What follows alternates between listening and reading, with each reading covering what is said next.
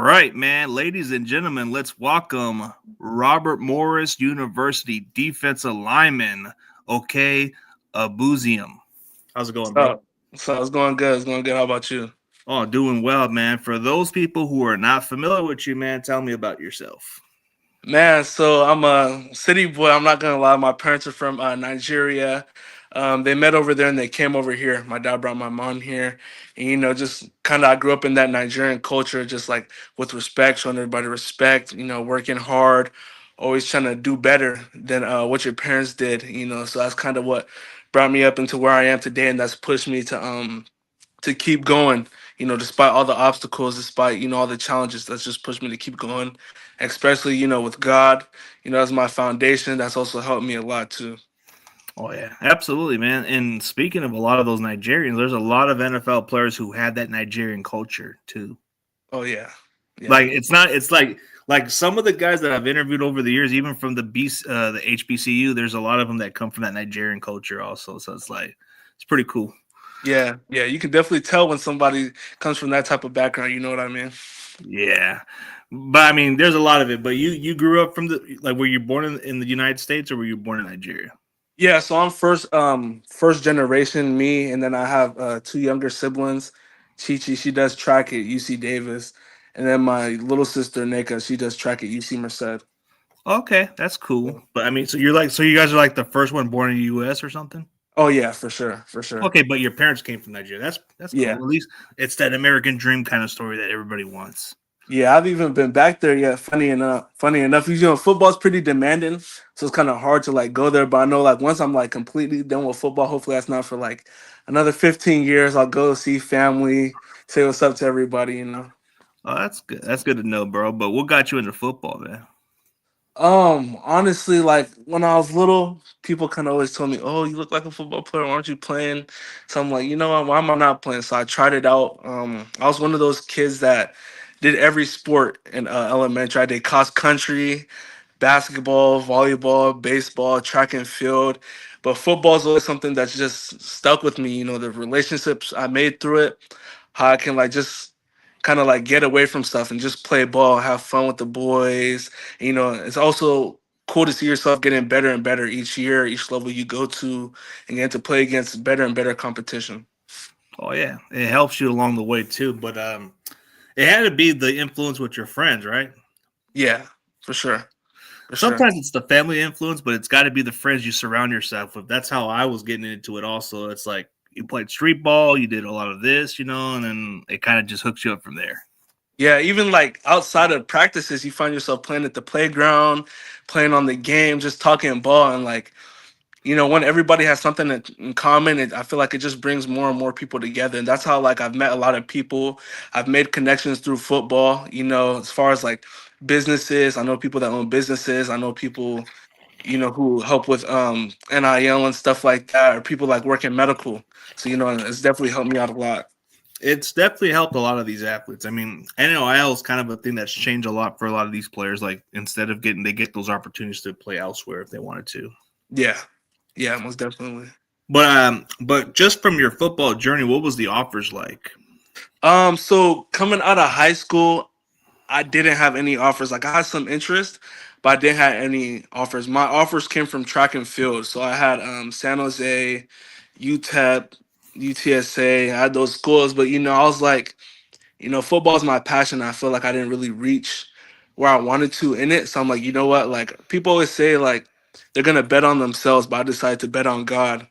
So Dang, because you'll never fail me. So I ended up going JUCO first year COVID. it was challenging, huh? Oh yeah, for sure. Like, I gained a lot of weight trying to do at home workouts. It wasn't really going well. And then we didn't have football that first year. So then the next year I came back, I was out of shape. My technique was bad. And, I was kind of pissed I wasn't playing a lot. But I ended up finding stuff out. The coach helped me along the way. Shout out Coach Hawk. That's my mentor for sure. He's helped me a lot. 'Cause I needed to really work on this. I feel that's what a lot of football players are missing. But once I started figuring this out, towards the end of my season, my sophomore year, I started getting offers. So like my first offer was South Dakota. And then Austin P, and then more schools kept coming. But I decided to go South Dakota because that was the first school that reached out to me. And Coach Brown, like he would always check up on me, see how I'm doing. So I felt that genuine connection, and so I chose to go to South Dakota out of junior college. Okay, so what do you take from that JUCO route? Because I know going to JUCO myself, man, it has to be the humble route where you have to work yourself and earn yourself that way. Everything's not handed to you. You got to pay for it. You got to put all the work in. Oh yeah, for sure. That, like I said, Coach Hawk, man, he made me like he pretty much beat that into me. Like I thought it was just gonna get handed to me, but it didn't. And at first, like to me, it was frustrating because I didn't really understand. Like I didn't see the bigger picture, and it was frustrating. I almost ended up leaving Fresno City because of that, but I'm happy I stayed.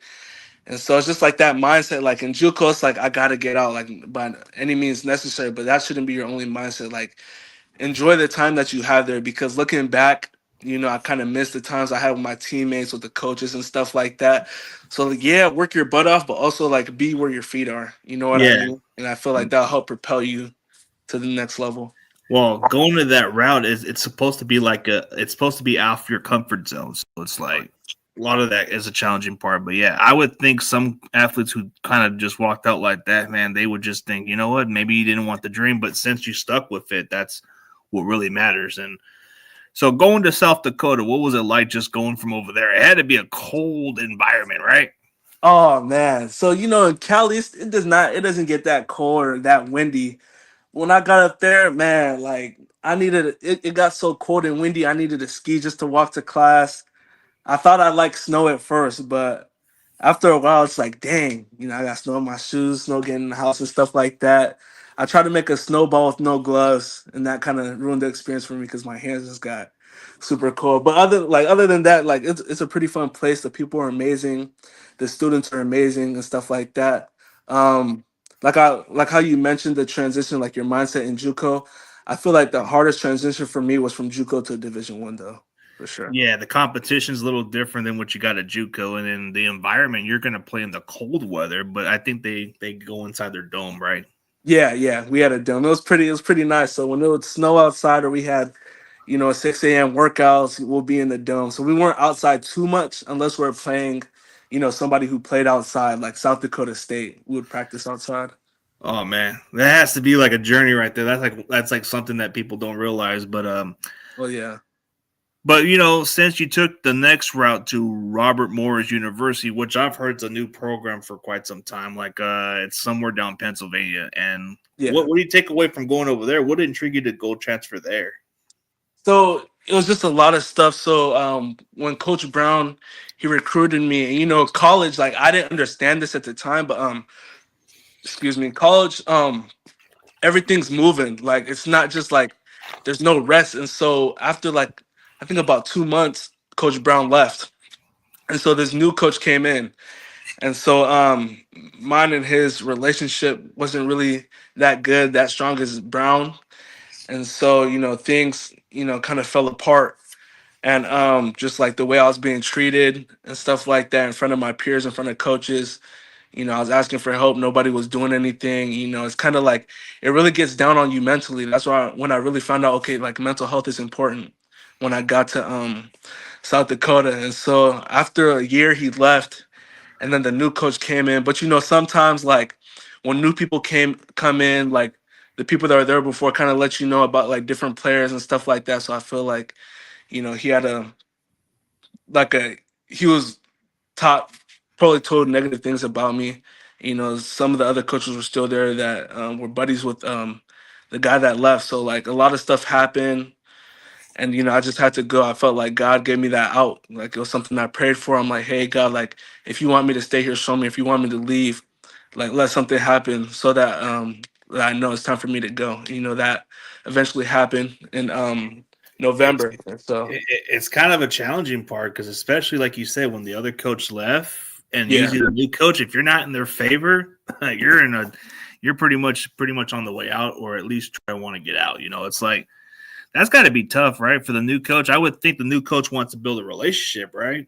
That's what I'm saying. That's what I thought too. But I guess to me, it kind of feels like not everybody is meant to be coaches. Like I was lucky to have the coach I had in JUCO, but to me, it feels like not everybody's meant to be coaches. Even when like this new coach came in for 2024-2025 season, like so at first I didn't really understand what I was doing wrong. So I was like, why am I in the back? Why am I getting demoted?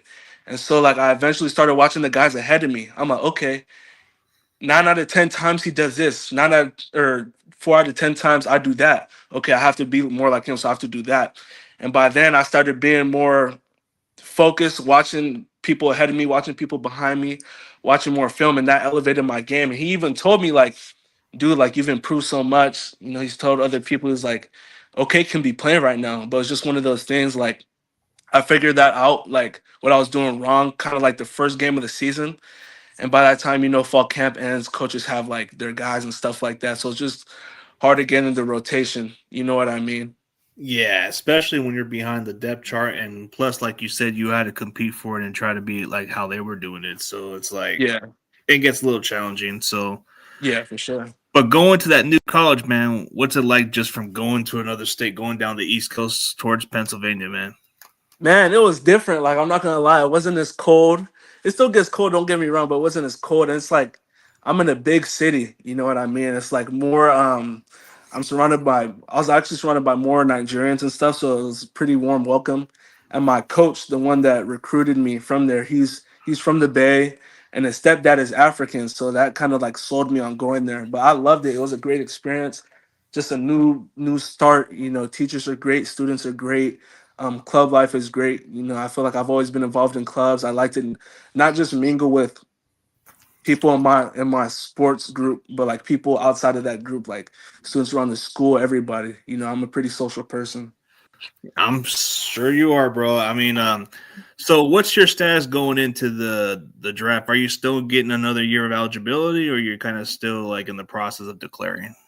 No, I'm not. No, I'm not getting another year. So right now, I'm just declaring. Right now, I'm training at Athletic Performance in Clovis, California, trying to get my body right, trying to fine tune that technique and go get paid, man. Go get Oh, paid, man. hell yeah, bro. Like, Yes, you sir. know what, man? But you already said you declare, man. Let me ask you a specific question. Why should NFL teams draft you, bro? You need to convince them GMs and those people to, hey, draft me, man. I'm going to make you guys think I'm worth the pick. I say because I'm always available. Like I'm always there. Like I don't miss. I'm not late to stuff. And it took me like I said through JUCO and my first year South Dakota. Like okay, like why is all this going on? Boom, and that was it. So like I really started to adopt that mindset. Like you always have to be available. Availability is the best. I forgot what they say. You know what I mean? Available is That's the best that. availability. Yeah. Yeah. I'm available. I'm always ready to work, and I'm always learning. You know what I mean? I'm never comfortable. I never try to feel comfortable. I always want to get better. Like, you know what I mean? So that's what I think. That's one thing I think they would like about me.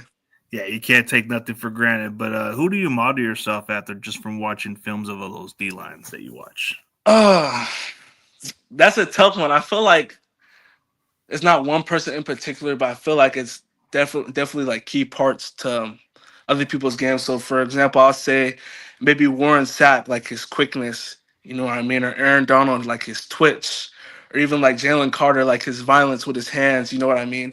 I even like to say my favorite player is Reggie White. I hump a little bit sometimes. I haven't really mastered it like he has, but that's one of the guys I really like to watch. But I'd say probably like Warren Sapp, Aaron Donald, Jalen Carter. I feel like I have pretty good feet too for a D lineman, like the way I Yeah, can there's move a lot of good and ones, stuff like man. There's, that. there's a lot of good ones to check out. Like John Randall's one of the best ones to check out. Oh Like from yeah, that boy was twitchy. That boy was oh, twitched up. Brian Young's another great one. Oh yeah, That man played with a broken ankle throughout the season. But really? he was coming off he was coming off a season-ending injury, and he came back. Yeah, And he was tough to block too, so that's another guy to check out. But yeah, Jalen Carr is a good one. I mean, there's just a lot of there's a lot about Warren Sapp and Aaron Donald. You just look at how they play at the next level. But I think if you were to model the next guy, you would probably think of Byron Murphy, the next one from Seattle. Oh, okay. You talking about the D lineman from Texas? Yeah, but he's already Okay. doing well for Seattle this year. Yeah, Oh yeah, I know. This year he's done so much better than the previous year. He's really turned up. I think like the mental part. That's what I was saying. Like the somebody mental. told me football is 99% mental, and I didn't understand that till I got to a 4 year. And I feel like a lot of players that do way better in their second year than their first year, they start to figure it out. They started to figure out Yeah, the they pace got of to the get game mentally and slow it prepared. down. Yeah, for sure, for sure. Yeah, and then there's even Kobe Turner, another good one, also from the Rams. But like, I Oh yeah, I mean, know it.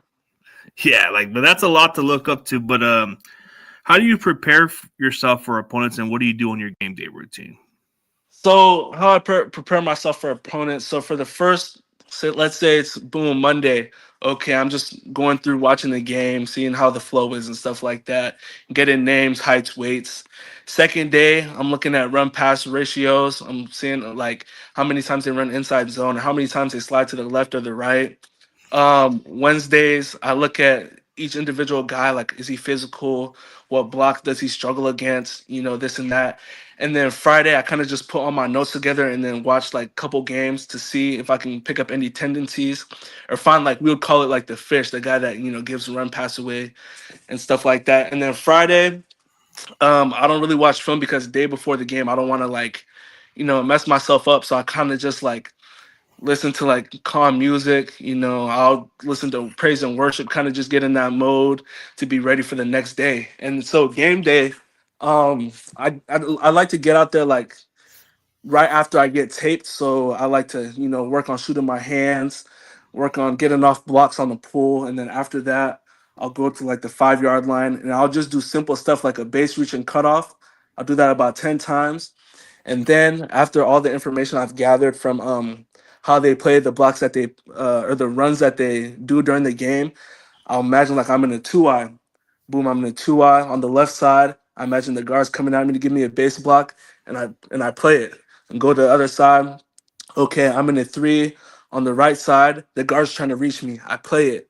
After I do run a couple times, and I'll do pass. Okay, I'm on the right side in the three tech. The guard likes to you know over kick. So okay, I'm gonna sell him upfield and then counter inside. So that's kind of my routine. I like to like play mind games because if you don't imagine it, how are you gonna do it in a Yeah, game? So that's kind of my thing. yeah, that's how you got to prepare for, and you got to know their tendency a little bit. But Yeah. what do you take away from the experience from your college to what you're going to do at the next level? Like from the experience that you had to go through from JUCO to South Dakota to where you're at. Like what did you learn from all those journeys to get you where you're at? I think the one thing I learned, it's always good to have somebody that's maybe ahead of you or like a senior guy kind of like take you under his wing. Like that helps so much for you to just navigate through things. Fortunately at Robert Morris, I had the chance to be that senior and help young guys and help teach them from the mistakes that I made so that they wouldn't make it, to help them grow as much as they can. So I think that was like the best thing for me to just find that guy. Like in South Dakota, one of the guys I had was Blake Holden. That was the guy that I watched. Okay, he barely messes up on this in practice. I'm like, hey man, like, can you help me out? Like, what should I be doing? I'm bombarding him with questions. Me and him became pretty good buddies, and so that's one thing I'll take away. Find that senior guy that's been there, that knows what he's doing to help you along the way. Oh yeah, Blake Holden. I think I had him interviewed last year, if I'm mistaken. He declared for the draft like a year ago. Yeah, yeah. Was he like number Technician, 50? man. He was number 54, right? 61. 61. The other dude was number 54. I got the name. That's Nick Gaze, Nicholas Oh, Gaze. Nick Gage. There you go. That dude was good. That dude was a beast. Yeah, yeah, Well, him and Blake Holden. I tried to get Holden, but I think he had a pretty like difficult schedule. yeah, yeah. No, that guy. He, if you want to get right with your technique, you just watch that guy every day in practice, and he. That's what definitely helped me. Yeah. Well, it had to be cool to learn from those guys, right? Even Nick Gage. Oh yeah, because Nick, he was pretty. I want to copy all his moves because some of the stuff, like his background, I know he did wrestling. So some of his moves he got from like mixed with wrestling, and so That's it what I helps got. him. Yeah, it helps him with other moves. I didn't really have that background, so I'm okay. What could I steal from other people to like add to my repertoire to do in the game? You know what I mean? So that's what I'll do. Like Blake, he was pretty good at humping guys, so I started trying to like work that and stuff like that. You know what I mean? Yeah, and then Nick just did some wrestling background, which that was the one that stood out about him was the wrestling background because I was a wrestling guy myself too. Oh yeah, wrestler. Did you ever do track? I did track and field in JUCO in high school, so that was I did like the shot put and discus. If that's Yeah, that's what I yeah. did too. So that's where you were getting those offers from college was to do the shot put and discus, right? Yeah, shot and disc, and then in JUCO I ended up doing track and field, so I missed out on spring ball. You know, when you do track, like you have to pick one or the other. I'm like, Yeah. you know what, like I want to compete year round. I still love track, so why not? And I ended up getting sixth in the state in discus in Oh junior man, college, so that was pretty fun. that had to be fun to at least build that up. I only did that for fun, but it was mostly I did senior year with wrestling, so wrestling was like just doing extra. That's one thing I wish I got into. Oh, now that you mentioned wrestling, Mason Graham is another guy that I look at too. His Oh, wrestling background, how he moves, and his twitch. Yeah, yeah, he's a good one too. Off of Michigan, that's with the Browns. Yeah, he's a good one. yeah. I mean, there's a lot of good ones you can learn from. I mean, even Malik Collins is another good one also. That's crazy because they rushed it. That's crazy that you mentioned that. That whole Browns Yeah. interior, man. Yeah, even though their record doesn't say it all, but that defense was pretty damn talented. Oh yeah, their D line is definitely up there. Those like Michael Collins. I watched him when he was on the Niners. He's over here. He's a big guy, but like the way he moves and makes offensive linemen move and get off balance and stuff like that's amazing. It is amazing. Even in the prime of Grady Jarrett was another good one for the Oh Falcons. yeah, oh yeah, Yeah, I yeah. mean, He's there's a still lot of turning good. up too. Yeah, there was a lot of good ones over there. But okay, so what's an area of weakness that you can improve on to the next level? Area of weakness. I feel like I need to do better at. I'll probably say consistency, something I could be better at. Like not taking plays off. And I've definitely gotten better at that. As I've gotten older. Like in high school, that's something I just completely struggled with, even like in JUCO. But as I got older, I'm like, no, like I can't do that. I have to go hard every play, and that starts in practice. With getting yourself in shape, like running to the ball every play, so you can do that. You know what I mean? And that's really helped me. That's really helped me, you know. But I'll probably say consistency. Like out of 10 plays, like 9 of them, I should be there. Boom, boom. You know what I mean? I mean, some players tend to take plays off because they feel tired, but I think it's more to do with the stamina. Yeah, yeah, for sure. More of the training on that part. But what kind of dieting do you do to get yourself in football shape? Because I know for some athletes, we got to eat a certain way and stay at a hmm certain shape for us to be in football shape. Okay, so like off season, my diet kind of like consisted of more protein, so I was like heavy on eggs. I really cut down on carbs and stuff like that, just because I'm just lifting, trying to build that muscle. But in season, I definitely carb up because I don't want to hurt myself, and I feel like it's better for you. So I was eating like pastas, a lot of chicken, a lot of sandwiches before practice, just to help me get that energy to get through the practice. Because sometimes like if you don't eat before practice, like I'll give a coach like one of my fruit snacks. Like, hey coach, can you hold this for me real quick? Cause about like team two, that's when I start getting a little, you know what I mean, if I don't really eat good before practice. So I make sure I have a little something. Oh yeah, it's definitely understandable. I mean, usually you can eat a lot of fruit or other vegetables and other stuff and other protein and all that stuff. So it really depends. But like for some people, it's kind of hard to cut off the soda for some athletes. But this is probably the better way to cut off the soda a little bit is drinking something like this. Oh yeah, hey, those are good. Those are firing. Like it took me a while to adjust to it, but the more I started to realize it's kind of like soda, but just not the toxic stuff into it. So you be more Yeah. healthy with it. Yeah, it's kind of I been more of a started good. drinking poppies. You know what poppies are? What are those? It's like this little. It's not soda. I think it's like carbonated water or something like that. Like Carbonated my water. mom Huh? drinks it. Yeah, and it's pretty good. I don't drink it too much 'cause I don't really know about it just yet. But I know it's only like 5 calories or something like that. So I'm like, you know what? Like I'll have one once in a while, but nothing too crazy. I still just mainly just down water and drinking protein shakes. You know what I mean? Yeah, that's the better way to stay in shape also. But so outside of football, who are you as a person? Outside of football, I'd like to say I'm a very caring person, very compassionate. It's funny because like even at church, like when I'm going to church, like I got the award for the most motherly. I think they were just poking fun at me, but I feel like in all seriousness, it's true. Like all the kids in my church, they draw to me. I'm like one of the older ones. You know what I mean? Like we always have fun. Like at heart, I'm a child. I like to go around, play games, go to the park. Like sometimes at church, like you'll get a water bottle and act like you have a football and start juking people out and stuff like that. We all just have a blast. So I'll definitely say I'm a very caring person. I like to help people. I don't like seeing people suffer and stuff like that. Really, like, I'm one of those people, like, when I see people suffer, it's like I can feel like they're suffering too. You know what I mean? Oh yeah, absolutely. So, what's the best advice that you can give to somebody who's in your situation? Like, because since you've been there and done it, what would you tell that kid? Mm. Like, as far as like college ball, Like college ball or whatever the circumstances that you dealt with. I'll say to never, like, I know it's kind of cliche, but never give up. And it's always important to have that person in your corner. Like, when I was going through all that stuff in South Dakota, all those challenges, being bullied and stuff like that, the one thing that really helped me was my mom, and then also having somebody to talk to. 'Cause I feel like a lot of kids just bottle these things up. I feel like there's been a lot of great athletes, especially in college, who's went through stuff that I've went through, but quit because they didn't have that one person in their lives, or they didn't have anybody to talk to. They felt like it was too much. Why am I doing that? But like, no, like, you're not doing this for the coaches. You're doing this for yourself and for your family. So don't forget that. Like, have that person in your corner. Make sure you keep God there, because with God, like God, my mom always told me God owns the heart of the king. God can change your situation, and He's done that with me so many times. You know what I mean? Yeah. So those are definitely the three things.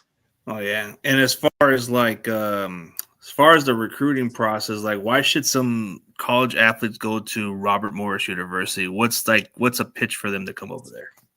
Robert Morris, man, you're not.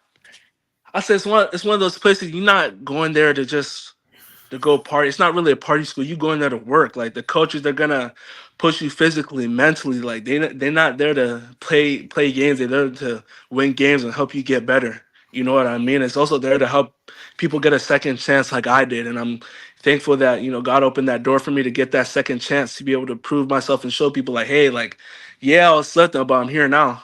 Like, I watched the people ahead of me, but now they're watching me. You know what I mean? So that's what I'm That's a good way to saying. put it because there's no party. Just put the work in and go out there, no BS. Exactly. Exactly. Um, okay, so let's do some rapid fire. Let's know more about you. Let's put it more perspective. Okay. Xbox or PlayStation? Xbox. Okay, Call of Duty or Halo? Call of Duty. Okay, so NCAA or Madden? Madden. Oh Madden. yeah, see, we're getting there. I'm a muck guy. I'm a muck guy. You're a mug guy. Okay. Yeah. Let's see. I guess McDonald's or Burger King, man. If you had to choose a little cheat diet, Is it breakfast or? 'Cause I don't eat burgers. Is it breakfast or lunch? it could be anyone you want. Okay, McDonald's. Oh, Pancakes. what do you Easy. like at McDonald's mostly? So I'm gonna get the big breakfast. I hope my teammates don't see this because they're gonna gas me. Let me Ah, get big breakfast, eggs, hash brown with the little English muffin and the sausage. Eat that. It's over with. I'm going to hey, sleep. The itis. I'm I getting the don't judge. itis. I don't judge, bro. I mean, I don't judge at all, bro. Like it is what it is, bro. Like you know how they are. They're just gonna have a little good time with you. Oh So yeah. what are you doing currently right now? Like training or something, or where? Yeah, I'm training at athletic performance. We just got finished with the run over at Fresno State, just kind of working those mechanics, those sprint mechanics. We train about twice a day, and then on Wednesdays we have yoga and film. Thursdays we just run, working on techniques, and then Saturday is like our heavy day. We'll do like that's our upper body days, and then we'll also go to the field and do skill work. So right now on Saturdays I do skill work with the linebackers and cornerbacks, just working on my feet, my hips.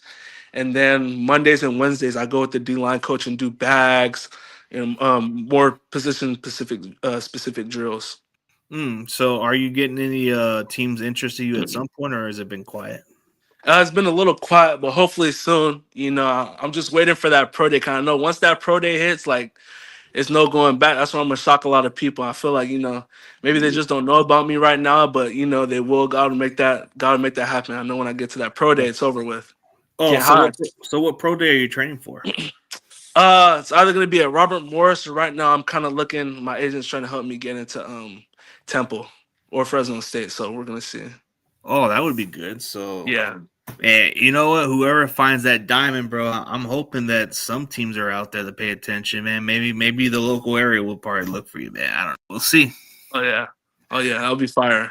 That'll be fire, man. But Hey man, whatever happens from here on out, bro, I'm definitely rooting for you to succeed. You know, all the stuff that you went through, bro. Like at the end of the day, bro, do you feel like this moment was more like a business as usual to you, or did you feel like it's a surreal moment? Like, hey, I can't believe I'm getting to the next level. It's crazy. It's like I don't. I don't know how to explain it because like I see all these people going like FBS, these big schools. Yeah, I went to a smaller school, but like I'm still here. You know what I mean? So it's just like like I said, like I know I've been talking about God a lot, but it's just a testament to God, man. Like I couldn't have done it without Him. I'm just blessed to be able to be in this point in my life and take these steps to continue to chase that dream and achieve it. I'm trying to surpass my limits. So Yeah, gotta push your limits and get towards that potential. But what's like your backup plan? We all got backup plans in case, man, because you took college for a while, so you gotta have some backup plan. yeah, so right now, I want to get into nursing. So I'm either trying to be a nurse anesthesiologist or I'll get into medical sales. Those are my two things I'm trying to get into. I know both of those is pretty good money, pretty good security. My mom is a nurse, and like when you work for the state, you get a lot of benefits. You know what I mean? And so I'd like to have that for me and my kids. But I'm not even. I'm telling you, that's gonna be after football. In a couple, 10 years plus, I'll start doing that. But after that, once I'm retired, I'd like to coach, uh, primarily JUCO, and kind of just help those kids and like show them, be that stepping stone for them. Like, hey, like you trying to get to the next level, you got to do this, you got to do this, and not lie to them. Be like, oh yeah, you're for sure gonna make it, but help push them, help challenge them mentally and physically, and get them prepared to dominate. Yeah, that's that. See, you're already thinking ahead, and that's a good thing, man. Because we always got to get ahead of the game. You never know, man. Like Yes, things sir. things may go in your favor, or things may not, but you got to always have something in place, and whatever happens. But hey, whoever takes a flyer on you, bro, it's gonna probably be the best moment. So, the moment that a team calls you, or a moment that well, okay, let me put it like a hypothetical because a lot of these prospects get these calls, right? What would Yeah. it feel like if you got a phone call from any other NFL team and they were just gonna like draft you or sign you? What would it feel like? I'm dropping to my knees in the middle of the street and saying, "Thank you, God," and I'm gonna make sure that you're one of the guys. Whoever's trying to interview me, you're always gonna be the first guy since you're the first guy to ever interview me. So I'm gonna make Oh, sure that dude, happens. I'm honored, bro. I'm here to help you, man. Prepare you for the next level, man, because they're gonna throw in some tough questions, man. They're gonna throw some punches at you, man. So you got to Yeah. watch out for that stuff. Oh And yeah. you can't be But- like some of those athletes have to handle it with very calm things, or sometimes they can. There's some athletes that lose themselves a little bit, man. Oh But yeah. Just gotta be calm yeah, before the storm. yeah, for sure, man. But hey, man, you already passed the interview with flying colors, bro. So yeah, for everybody else, man, go check out Robert Morris University. Okey Egbuziem, man. This guy is a sleeper. This guy's a diamond, man. If nobody can find him, you know what? I'm gonna dig deeper, and they're gonna have to look for this guy, man. Even if Sir. I had to go on a golden shovel and look for that man, because that dude's a missing puzzle, man. This is one of them diamonds in the draft, man. Coming from a small school, I guess small school don't get enough recognition, man. But I'm gonna get you that recognition. I'm gonna push you to the top, man. Yes, sir. Hey, get me a shovel too. We going to dig together, man. It's only up from here. Oh yeah, man, for sure, man. Yes, And sir. and before we end this, bro, tell everybody who you are again, and tell them what you're gonna be doing currently, man. Oh, sorry. Can you repeat that? Oh, just tell the people who you are again, and then tell them what you're gonna do currently, man, so they can keep watching you from here. Okay, hey guys, I'm Okey Egbuziem, and I'm just getting ready for my pro day, and I'm just training right now, working my butt off with my brothers from other schools, just trying to get better. Oh Sir. yeah, for sure, man. And check out Okey Egbuziem from Robert Morris University, man. This man is a under the radar. He's a defensive lineman. He's a versatile man. He may be the nicest guy off the football field, but don't be fooled by his kindness, man. This man's he's gonna hurt opposing offensive players, man, and in his prayers, Yes, sir. Yes, sir. All right, Yes, man. sir. For everybody else, man, thank y'all for tuning in. All right.